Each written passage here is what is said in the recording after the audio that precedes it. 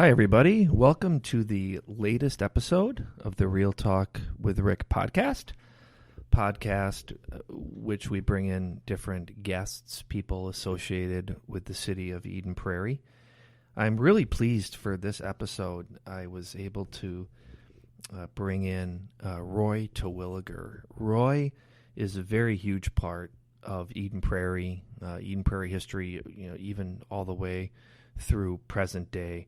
Roy has been a fixture of the city since the 70s when he came into Eden Prairie as a banker and helped establish a bank in our city. He then went on to serve 10 years as our state Senate representative for a big part of Eden Prairie. He'll talk a little bit about how the boundaries have changed over the years because he was an Edina resident but represented a huge part of Eden Prairie and worked in Eden Prairie as well. He also talks about his experiences not only in the Senate, but also with the Metropolitan Sports Facility Commission. That's the commission that he worked on through the 2000s, that first decade of the 2000s, while the Twins and the Vikings and the Gophers were all playing in the Metrodome, but also looking for new stadiums. And we all know today they're all in new locations, and he laid the groundwork for a lot of that. So Roy has some good stories to tell about many of those experiences and his service in Eden Prairie. So I'm pleased to welcome Roy Terwilliger to this conversation. Roy Terwilliger, thank you for coming on to the podcast. I really appreciate it. You're welcome, Rick. Yeah. Good to be here. Yeah, we actually talked about doing this pre-COVID, if you remember. I think it was, and we were talking at a Rotary meeting in February or March, and then we had to put it off for a while. And I think we did a couple podcasts, COVID related with city employees. But you were there and held out for a while, and now here we are approaching the fall. The COVID situation hasn't changed too much, but we're still able to do this, socially distant and following all the rules. But thank you for your patience. We talked about doing this a while back, and here you are today. So it's great to have you. Thanks, Rick. Well, having been around Eden Prairie a while, it's always fun to come to City Hall, and I knew your predecessors all along, and so here I am. Yeah, well, and I think in the intro I talk about all the involvement you've had in the community in Eden Prairie, being in state elected office and being involved with the banks in the community and your work with the foundation. I mean, you are EP resident extraordinaire, so it's great to have you. But maybe we'll start at the beginning, and we'll come up into a lot of Eden Prairie history and recent history even. But Roy, you're not from, as I'm not from Minnesota. I'm from Wisconsin. You're not originally from Minnesota either. Where did you grow up? I'm from the great state of South Dakota, and I grew up was born and raised for the first 11 years in a small town of 137 people. You didn't have any town constable or policeman or jail, but you might as well have had, because if I did something wrong, youngest of four boys, I did a lot wrong. The word got back to my mother before I could get back home to even defend myself. So it was a great way to grow up. Fun town, small town. Sure. Hunted after school, walking down the railroad tracks, the single-shot shotgun when I was about 8, and not too many laws in South Dakota at that time. No. Well, I still don't think there are. Well, it's pretty wide open. It was a great spot to grow up. Yeah. No, I'm kidding. Well, where did you then, what eventually brought you to Minnesota? Where did you go to college? Well, after that small town of Winford, South Dakota, I went. My dad moved his business. We moved to the town of Madison, which is about 7,000 people. And then I, after high school, went to the University of South Dakota and got my degree in business administration, and then decided along the way that I was going to become a city manager. So I went to graduate school at Iowa to get my master's in public administration. That was your first mistake. Well, I had all these ideas that it'd just be great. We had a city manager form of government in Madison, and it worked well. And I'd worked in college for the city as a manager of the swimming pool, so I knew city managers well, and so I thought, it'd be a great job. So I did that, got out of Iowa, and immediately needed to go to the Army because an undergraduate, I was an ROTC student, so I had my commission. And lo and behold, I ended up being stationed in Minneapolis, St. Paul. He's the executive officer of a missile battery down between Northfield and Farmington. So I'm a veteran of the Cuban Missile Crisis. So that, sure. Yeah. So that's how I got to Minnesota. So this was in 62? 61 to 63. I was actually stationed at Farmington was the address, and lived in Minneapolis during that period of time. Met my wife, who was from Benson, Minnesota. I'd have to mention that because that's an important part of my life. Sure. And so after the week I got out of the Army, we got married, and I went to work for Golden Valley as assistant city manager for a former Eden Prairie city manager, Roger Alstead, at that time was at Golden Valley. So I kind of followed him around, I guess. Sure. So that was really right out of the Army. First job out of the Army was assistant city manager at Golden Valley. Right, yeah. And I was there 6 months, and being from South Dakota and going to school out there, everybody, and is involved in athletics. And next thing I know, I'm invited to go back and go to work for the state chamber, so I moved back to South Dakota. So I didn't last long in Minnesota in that job. I like to tell people I have a rather checkered past, and so as part of it. We'll call it an internship. You had an internship with a city manager in Golden That's Valley, about then you right. went back to South Dakota. So you went back to banking, you said? I actually went back as with the State Chamber of Commerce, called the Greater South Dakota Association. And I was there for 2 years, and then I'd gone in as the number 2 person there, and out of 2, and then it was announced I was going to be the new president of the State Chamber, and before I could take over, the Bankers Association came along, and being the highly principled person I was, they offered me more money, so I went to work for the Bankers Association. Never thought about going into banking, but then worked for 3 years for the South Dakota Bankers Association as their manager. That's interesting. But that came so the path here is city management into chamber management into banking association.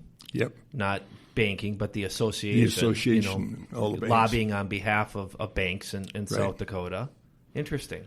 And then after that, and we were perfect. We lived in Huron, South Dakota, perfectly happy there. Loved the town. It was 15,000 people. Our first child was born there. And I may have neglected to mention, I did mention that I'd got married the same week I got out of the Army. Yep. Yeah, but married to anyway, we were living in Huron, and we were so happy there, getting ready to build a new house. And the American Bankers Association executive vice president called me and asked me if I'd come out to visit with him. He wanted me to go to work for his assistant in New York City. So I did, and I accepted the job, and so I worked for the American Bankers Association then for 6 years. Okay. What time frame would that have been? That was in 1968 to 1974. Okay. And I was in New York for 2 years, and then they moved everything to Washington, D.C. because of the increasing presence of government in bank regulation, et cetera, and legislation. So I was a registered lobbyist on the Hill. They did some reorganization, and I had I accused them when they reorganized 41 departments into 6 that they put everything they didn't know what to do with into my department because it was not related. I had the International Monetary Conference. I had economic research and planning, urban affairs in the wake of the assassination of Martin Luther King. relations with state and national associations, student loans. Student loans was my area to lobby and work with. Okay. So it was pretty varied. But it was a terribly interesting job. I liked it. Yeah, I mean, this is during the Vietnam War. It was, and I can honestly say I tried to bus to work in the mornings when I didn't have to travel late in the day at someplace else. Mm-hmm. And so I've been tear gassed. I've sat in a cab coming in from the airport to downtown when they were shooting tear gas around me, and had to put a handkerchief over my mouth. So it was a tumultuous time in Washington, D.C. at that time. So, yeah. I don't know if it's any different than today, but well, yeah. I mean, today's environment, there can be some similarities to what's been happening. So then what? Then we had two more children. The two youngest were born in Washington, D.C., and I was traveling a lot. I made 19 trips to Europe during those years, and so I could look at my calendar and out 3 years, 2 years, and know exactly, where I was going to be, and just about. And on one of those trips, I sat there and thought to myself, this is not the way I want to end up. I want to know who my kids are. I don't want them to ask who was that guy that used to come and stay in the weekends once in a while. So sure. Eden Prairie had no bank at that time, and it was about 6,000 people.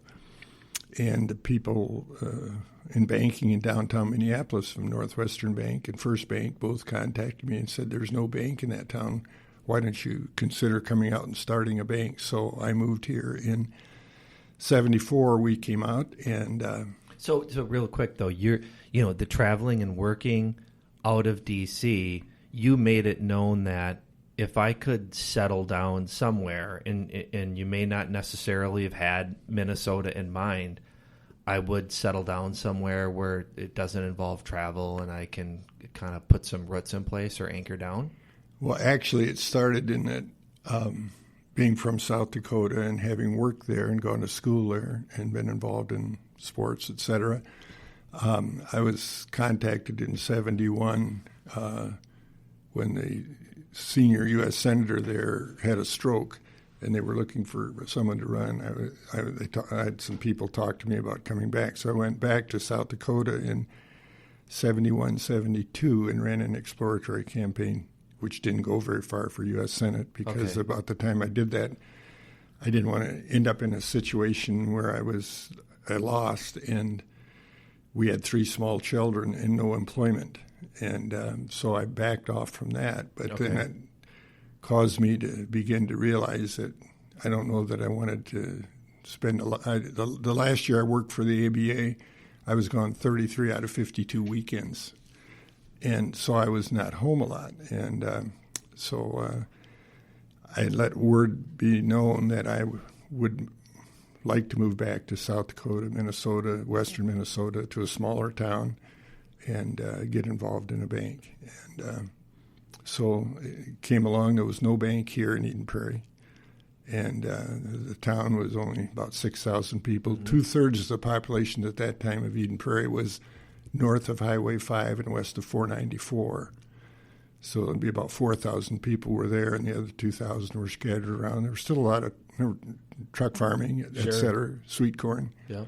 And so that came up, and I actually said, okay, let's do that. So I don't know that I have the courage to do that now, just leave a job where I used to say they were taking better care of me than I probably deserved, and moved back here and spent 2 years organizing, selling stock, et cetera, for the bank, which was called Suburban National Bank. And then the day the Eden Prairie Shopping Center opened, we opened in the shopping center. And so we opened simultaneously with the Eden Prairie Center. And so we had kind of a ready built-in business base because they all banked with us, and started from there.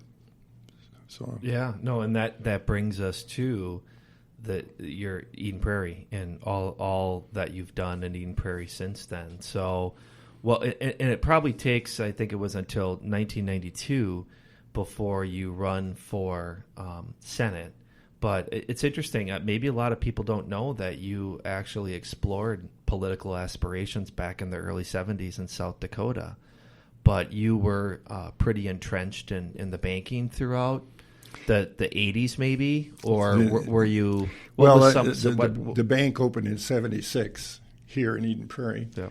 And, of course, I was busy, as everybody was in the community that was in business. We were busy just doing what we needed to do to get our businesses started. And at that time, the Chamber of Commerce, for example, met. There were about 20 people on a monthly meeting, and you'd go from that meeting to something else, and it would be the same people around the table. It was a fun time in Eden Prairie's history.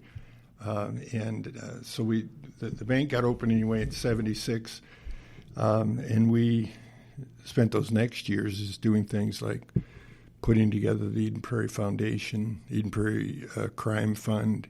The Rotary Club started in 76. I happen to be the last, I think there are others living, but the last charter member of the Eden Prairie AM Rotary Club. So yeah, there are a few of you. All those things that started, that we now have, so many of those things started at that time. So it was exciting, an exciting time to be here. And there were during that time, I from a political standpoint, I was treasurer of my predecessor in the Senate, his campaign. But I did things like that, but I was not involved otherwise, except in the community, Chamber of Commerce and such. Yeah, absolutely. I mean, when you spoke at one of our board and commission banquets, I asked that you be the speaker there a while back. A lot of it had to do with what you talked about, the work with the Rotary Club and the foundation, and even some assistance in getting the bank at the time helping sponsor our city's board and commission banquets. I think we've had almost 40 years of doing that. And I think you had said, when you were speaking at one of those, that I remember the first annual and the second annual, because the bank helped be a part of that as well. Well, there was a lot of nervousness about starting that up and have the perception out there that it was on public money. Mm-hmm. So we stepped up and got involved and helped underwrite it so that it could be held, so nobody could criticize it as something that was out of line. Sure, absolutely, because there are a lot of people that volunteer their time, in the community and on city boards and committees, and you want to be able to recognize their service, so that's appreciated. So what then leads you to get interested in politics then and actually run for a state senate? How did that come about? Well, in '89. What's now a U.S. bank system was First Bank System. Let me back up for a second. In '89, by that time, some banking laws had changed, and we were now over 16,000 people, and so the city became open for branching, bank branching, and so other people were starting to look to come in here, and what they wanted to do was acquire an ongoing bank. So both First Bank and U.S. and Northwest Bank started courting us, and they came along. U.S. Bank now came in and acquired the bank. I didn't own very much of the bank. We had 132 shareholders. Okay. And it was a pretty attractive offer, and so they voted to sell the bank. And so then I was sitting and asking, what do I do now? And I was also treasurer of my predecessor's campaign, and Governor Carlson had been elected, Republican, and so he appointed my predecessor as chair of the Public Utilities Commission. So this seat was open for a special election in December of 1991. So I was encouraged to put my hat in the ring, and I did. And had a 5-way primary on December 19th of 1991. And nobody knew me, so that's why I got elected, I guess. But anyway. Yeah, that can be a benefit sometimes. So, do you remember some of your opponents in that primary? Sure, yeah. Barbara Lupient, who has Lupient Auto, was one of them. The district at that time was Edina and Eden Prairie. Okay. All of Edina and all but one precinct in Eden Prairie. The far northwest corner of Eden Prairie was actually part of the Minnetonka district. That's a good explanation because obviously that's changed over time. Yeah. And the way the district sits now, that you have, the Senate district that's here is all of Eden Prairie and a little bit of Minnetonka, nothing in Edina. We do have the one small piece that has like a little chunk of Edina, a little chunk of Bloomington, a little chunk of Eden Prairie. But that's a good distinction because you lived in Edina. I did. So, yeah, if the district today as it sits, you wouldn't even be in the district that's there now. That's right. That Senator Swedzinski covers, but either way. It was, at that time, so you had, like you said, covering, Minnetonka, Edina, Eden Prairie, and we ended up winning the primary, and then the general election was in January 3rd, I think it was, the next year, 2000. That's an interesting day to vote. Yeah, I think it was the 3rd of January or something. Yeah, a couple days after New Year's Day. So anyway, they... who was your opponent? In that election... The Democrat? There was a Democratic opponent. Do you remember who it was? Gee. It's okay. See, you remember the Republicans that you beat in the primary, but not the Democrat. I don't know. I didn't look it up, Roy. It's not like a trivia question or a quiz. But oh, gosh. It's okay. Rosemary was her first name, and I'm embarrassed that I don't remember. She was a very nice person. Yeah. It was a very gentle type of campaign, as was the primary. Yeah. We got together and debated and talked about the questions, but it was a very gentle type of campaign, and so we and as was the general election or the special election in January. When I was seated when I was taken over to the Capitol to be sworn in and seated, I hadn't been elected sufficiently long to be able to go down on the floor. I had to sit my first couple of days up in the balcony of the Senate lobby, and before I could be sworn in. So I couldn't even get sworn in yet. There's a period of time which escapes me now how much it was, but several days you have to have after you're certified as a winner. Then there's a period of time before you can be sworn in, and I sat upstairs for a 3 days, watched the proceedings before I could be sworn in. Yeah, that is interesting because that you ran in a different cycle there. That whole special election in December and in January certainly is not typical of what it would have been in 92 or 1990 in a typical fall election with a group of freshman legislators all coming in at the same time. So that is interesting. And I had to run for re-election in the fall that fall 2002 or 92. Yeah. That 92, that 92, same year. Excuse me, yeah. Yeah, absolutely. So when you look back on that time, it would be 92 to 2002 that you were in the Senate. What were some of the highlights, Roy, that you remember kind of looking back on that period of time? Well, at that time, in the early 90s, we were running deficits at the state, and both the House and Senate were under Democratic control with the Republican governor, Ernie Carlson. So it was a kind of a unique time. We couldn't even sustain a veto. We were like there were 19 Republicans and the rest were Democrats. So it was you couldn't really control anything. You had to work very much across the aisle to get things done. So that made it a little more challenging in many ways, but in another way, it improved the cordiality, I believe, because you couldn't, if you're going to accomplish anything, you couldn't create enemies or say things that that were a little bit on the cutting edge of being mean or anything. So it was a very interesting time during that period, and. So the challenge really was to build good relationships across the aisle with the majority party so you could get things done. And so that really existed until the late 90s. And it took till 96, as I recall, for us to get out of a situation where we were basically, you have to have a balanced budget. So we didn't actually have deficits, but we were constantly struggling to balance the budget in during those years.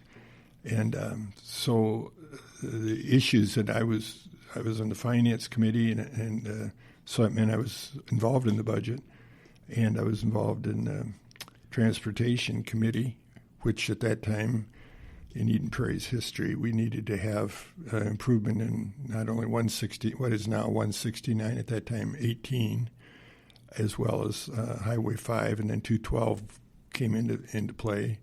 And so 494 was running through already. So we ended up, for example, with the Eden Prairie Shopping Center, we had difficulty in trying to build a road around it. So here we go back a little bit. The Chamber of Commerce got involved, and we built what we call now the Ring Road. Ring Road, right.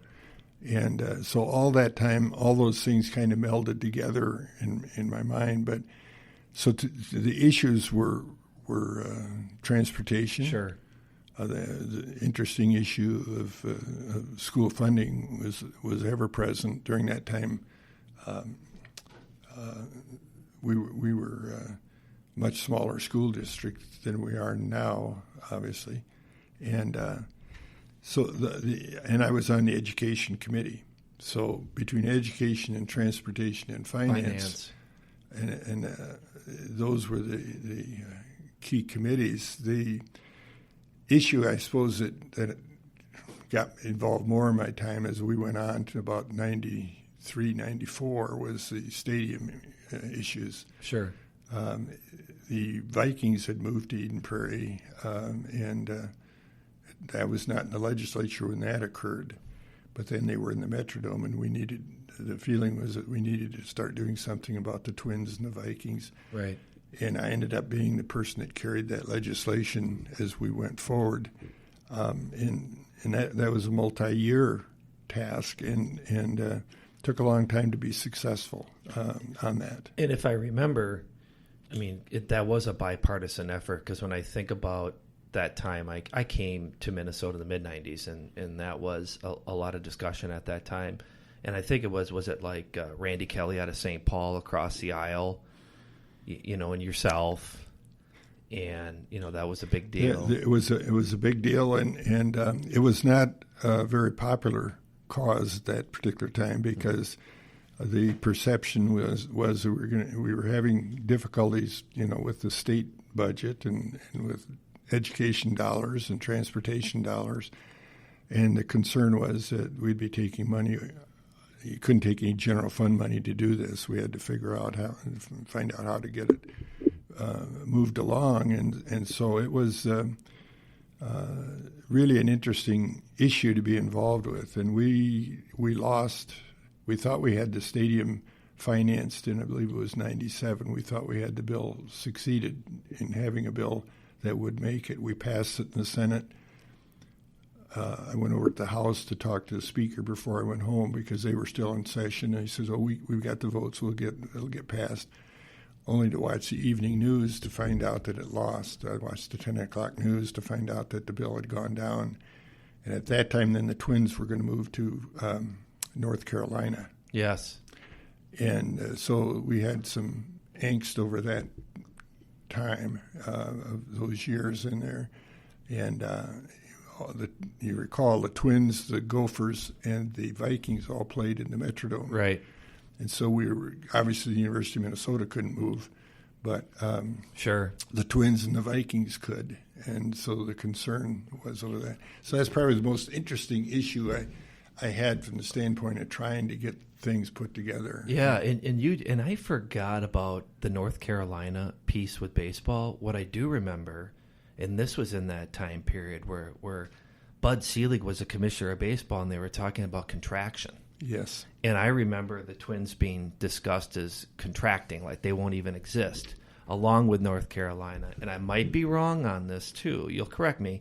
The in that time frame, was the owner of the Vikings Red McCombs from Texas, and wasn't the discussion that he was going to take the Vikings as well out of Texas? Well, but I could be wrong on the timeline for Viking ownership, though, too. I'd have to think a little bit more about what that was. Originally, the Viking ownership at that time were 10 Minnesotans. Okay, the group. The group Yeah, of people. I mean, with Denny Green was coach, and there was sometimes the spats with ownership. See, I think Red McCombs came in after the 10. Yes, he did. And before the current ownership, before the Wilfs. That's right. Yeah, absolutely. And then, so then it was in that late 90s into the early 2000s as well. But you played a big role in that. And in that time frame too, Roy. So you talked about, Arnie Carlson, who was governor throughout a big chunk of the 90s, but actually Jesse would have been elected governor in 98, so that would have been your last term. So that must have been an interesting, the three-party system at that time, too, would have been in 98, 99. It was 98 was that election. Yeah. And as just aside, you recall back in 96, the election of 96, Senator Wellstone plane crashed. Yeah. And so at that time I was active in the party. I was chair of the Elephant Club, which is a fundraising arm. So then I was suggested I run against Paul Wellstone.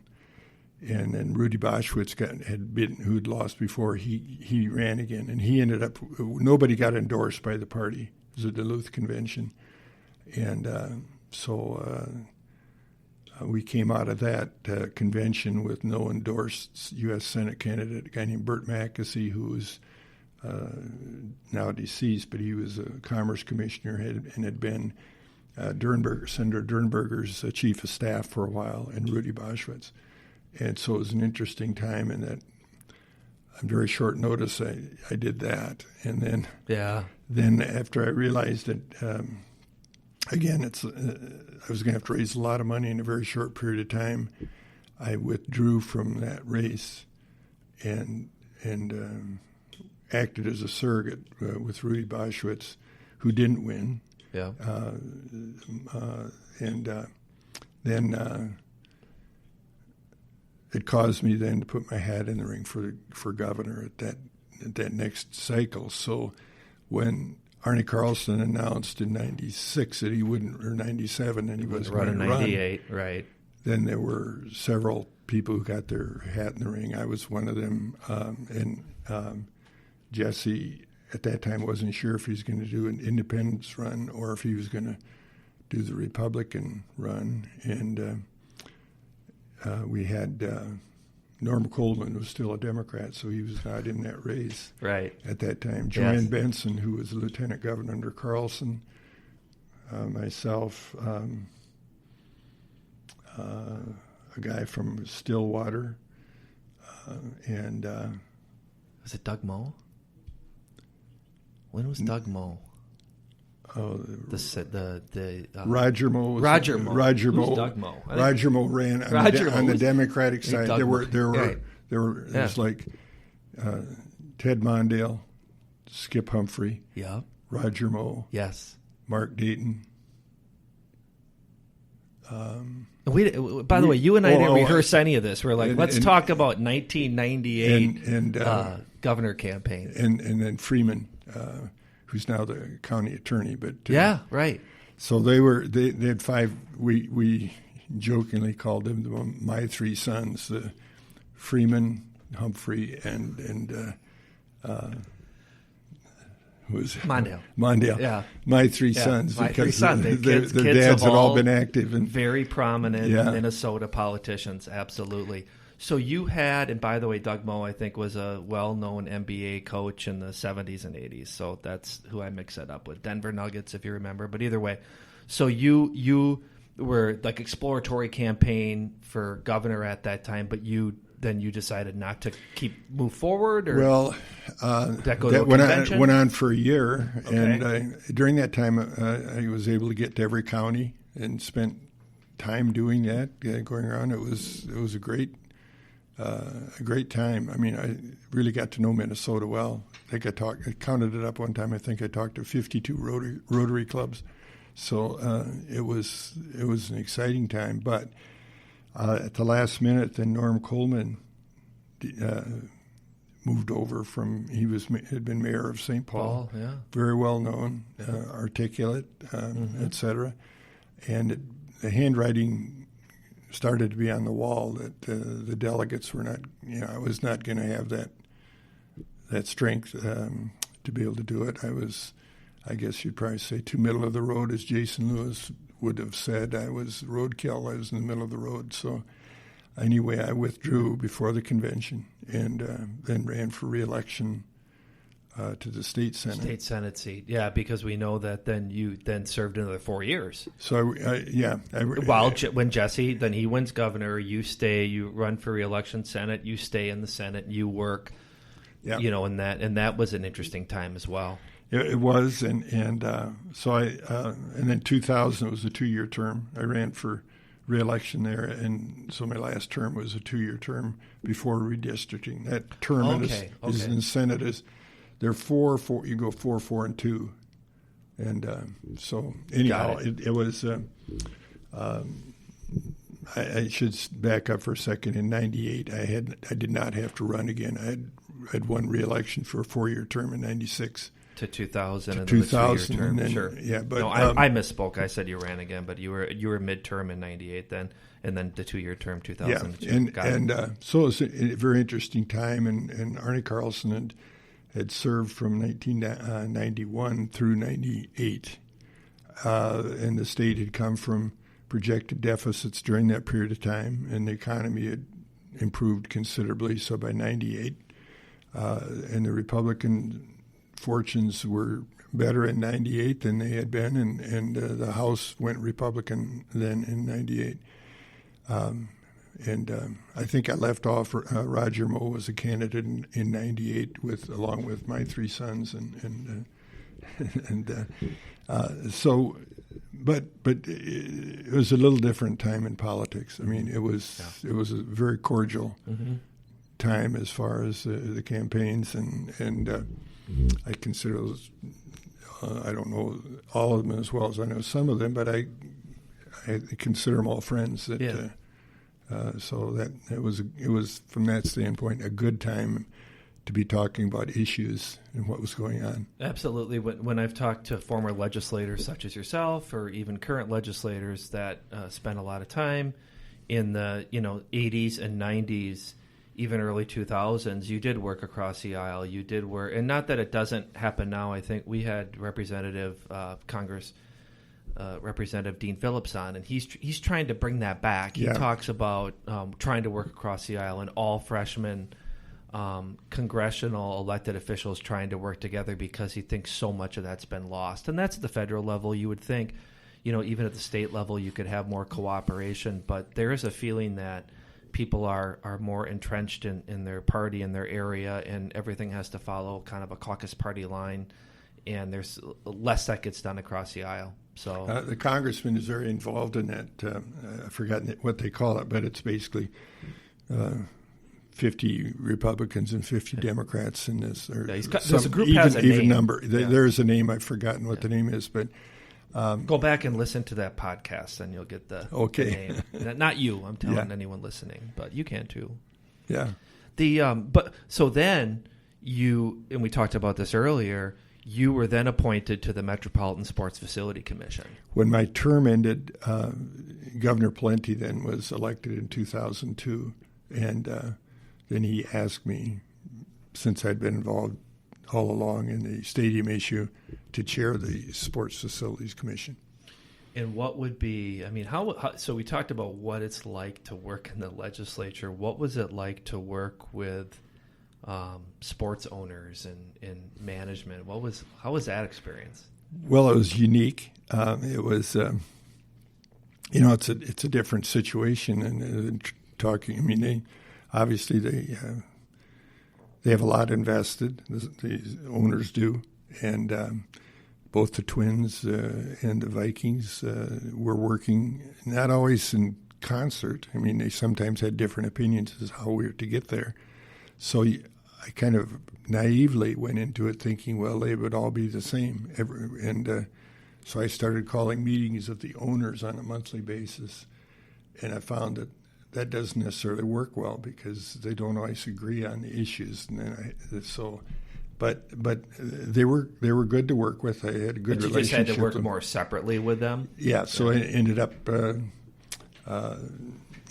meeting with them separately. They had their own people, their own lobbyists, and they had their own way that they wanted to tax.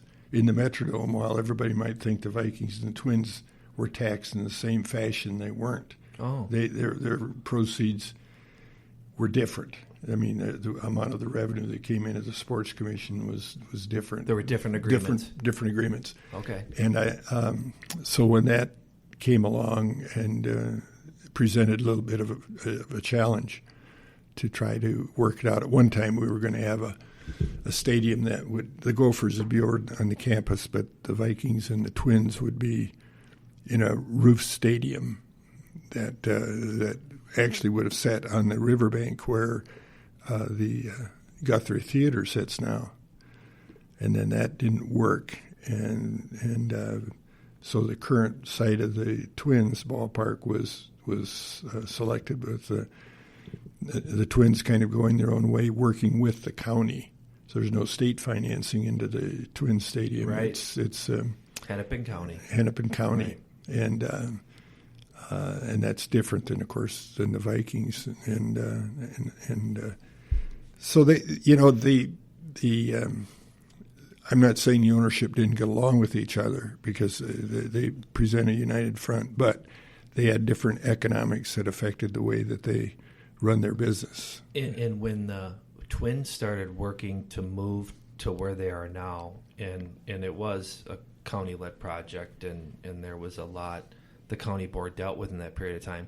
While that was happening, did that in some way make it more clear than what the Vikings had to do following that? Like, it sounds like you're saying earlier we're working on a joint solution with the same facility for both teams, and then the kind of Twins move off in their direction, so then the focus could be on what next for the Vikings then? Yeah, it was. And, the ownership had changed in the middle of there when we didn't have a solution yet on the Viking Stadium, but the Wilfs had purchased Red McComb's interest, and so they were looking at things differently than what the Vikings had looked at previously. The ownership of the Vikings, coming from New York to here was different than ownership from San Antonio to here. Just the personalities, the way they approached the whole franchise ownership situation. So there was an adjustment that had to be made along the way in there. And actually the Vikings Stadium, the current U.S. Bank Stadium downtown, we had to design 2 or 3 different times for the location it's in now. And we had to determine that a new stadium like that could fit on that old 20-acre site, and it did. But then we had the early design. Along about that time, we had an election. So Governor Plenty was no longer, after 2010, was no longer governor. Sure. So so I was no longer there when they did the final. We had done the initial frame design of the stadium, but we had not put in place what the new governing authority would be, et cetera. The law hadn't been put in place yet. Sure. So there was quite a few changes took place in 2010. Sure, but your kind of final year, with Paul Lenny's administration, that time period was a lot of leading up to what we have now. Yes. Yes. But it had not been, fully approved and finalized. Yeah, that's right. And the design was in place, but just the name of the authority, the old sports commission was consisted of 7 people, the chair and 6 people appointed by the city council of Minneapolis. The new sports authority, as it's now called, is different than that. Sure. And it has different representation. It's not all city of Minneapolis representation. Yeah, and then the time that you served, you had the Sports Facility Commission. You're talking about, the Twins and the Gophers and the Vikings. Well, when the Twins ballpark gets built, they set up a ballpark authority, and then as you're talking about, following U.S. Bank Stadium, then they set up a different authority. So you were kind of an earlier iteration of what those two things are now.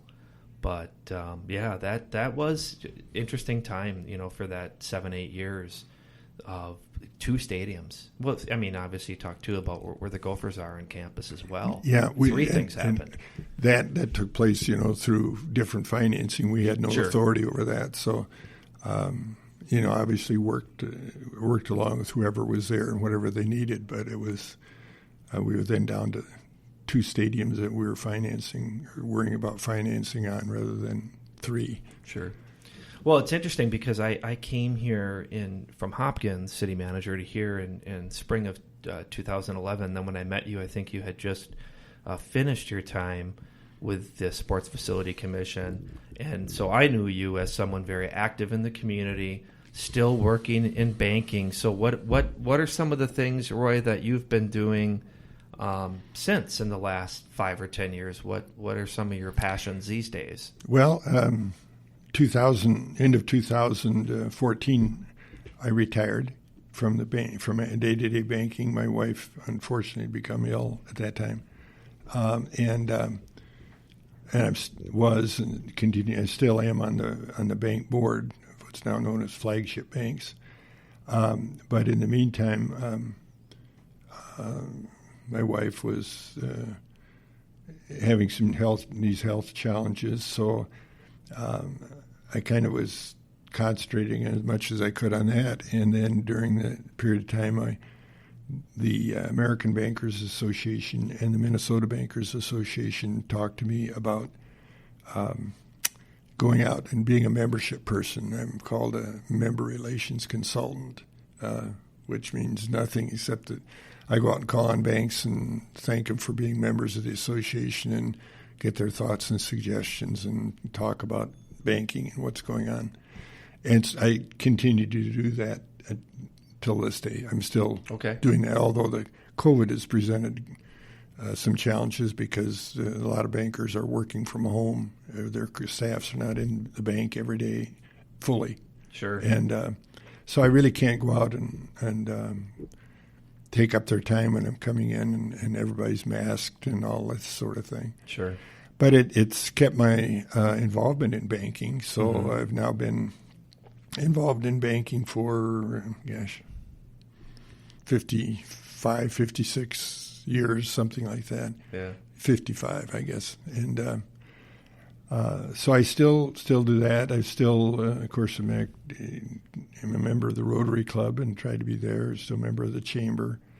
But it's different. Yeah. I mean, I'm trying to be a grandpa and get to ball games or whatever you're supposed to do. Whatever I want to do on that side. Yeah, so. yeah. You've got quite a few grandchildren. Yeah, 9. You've got 3 children. 3 children, 9 grandchildren. Yeah. So. And you head up north. You have time up north. That's where you've had a lot of your adventures and misadventures lately. That's right. Yeah. Since I escaped. I lived in exile all summer. Yeah. Well, I mean, you've got bees chasing you, hornets chasing you. That's right. You've had a lot of excitement up north. You're supposed to be taking it easy, not riding around in ambulances. Right. But you look great. Yeah, it's all good. Thanks. So it's the big challenge up there is when you're living that kind of a life, one day is like the next. I mean, because all the meetings, Bible study meetings, my chamber, the Rotary meetings, everything's virtual. So you're sitting there looking at Zoom, which I'd never heard of a year ago. Now now I'm spending my time. Wish you had stock in it. Yeah, that's true. So now I spend my time trying to make sure I've got the code for the next meeting and that type of thing. No, we've both been online for Rotary, and it is. You and I talked about this the other day.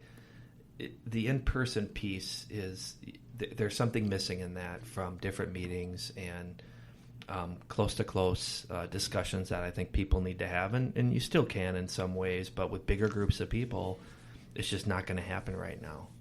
So it's just something's missing, but it's better than nothing. I had a meeting with 15 people, a city meeting, and we had not met in a long time. And I said, this is better than no meeting, but in person would be much better than this. Yeah. So I think we're making the best of the time. And you said to me too, there could be some permanent efficiencies as part of remote meetings and discussions. And there's a lot of meetings that I would drive to downtown St. Paul or Minneapolis, or there's a lot of things I think that can be done with different groups of people and organizations across the metro that could easily meet virtually now and save some travel and some time. But I think, whether you're talking about with what you're doing in banking, and I think some city operational things that occur, I think it would be nice to be back to some face-to-face, though. I think so. I think we'll probably use our time a little more efficiently. But you still cannot replace that period of time while you're having a cup of coffee before a meeting starts or after a meeting starts to be able to. It's hard to read body language, frankly, when you're discussing an issue and there's more than one point of view. It's very hard to read body language. Sure. I think from a teleconference. But it beats just a plain conference call. Right. Virtual, looking at people, seeing their faces. Of course, you have to have your mask off to be able to do that. Yeah, right. But it's... my dogs have been a part of a few city meetings I've had in the early morning. Yeah. Oh, yeah. No, absolutely. But it's the technology is unreal. You look at between cell phones and Zoom meetings and email and all the other social ways that you can connect. We're going to be a more efficient, in many ways, society. In some ways, it's harder to know exactly what's real and what isn't. However, some of the things that are out there, you don't know how factual they might be.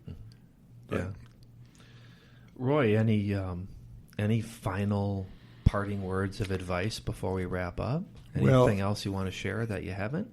I don't know that it's advice, but I guess it's an observation as I look back at being here since 1974 and a population of 6,000 people, and now we're up, I suppose, near 70, somewhere in there. Plus, there actually is one of those unique towns. It's not really a suburb. It happens to be located next to a bigger city, but we have more jobs, more people in town during the day than we have residing here at night. Plus, we're in a unique spot with interstate and north and south 169, the 4-lane 494 going through, and 212 going out west. We're at a great spot in this community for transportation and such. So that, when you couple it with a city where the boundaries are virtually coterminous with the school district, the city boundaries and the school district are pretty much overlapping. It's a unique community with just a wonderful quality of life, and so it's been a real privilege to have been here all those years. And when you go back and look at the change in the construction of the light rail or the whatever it is, the new shields, I look at all the various things, and along with the beautiful residential communities we have. We're pretty fortunate.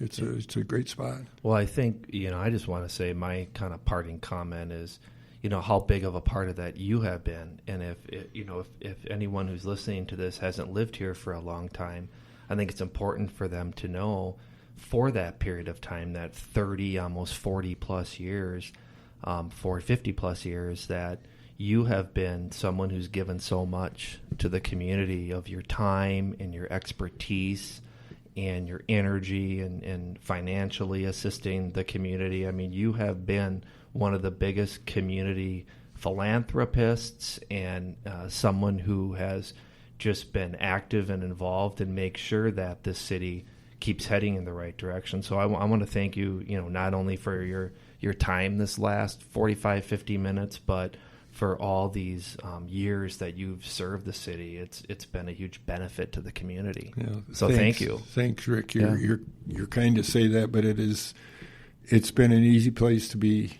here and involved because we have so many people who have done even much more than what you're talking about. It's not kind of you to say that we have people who have just been tremendous citizens in this community, and they're just too numerous to mention. But it's been a fun town. Good. Well, thanks for coming in finally after 4 or 5 months. Thanks, Rick. Yeah. I enjoyed it very much. Good. Thanks.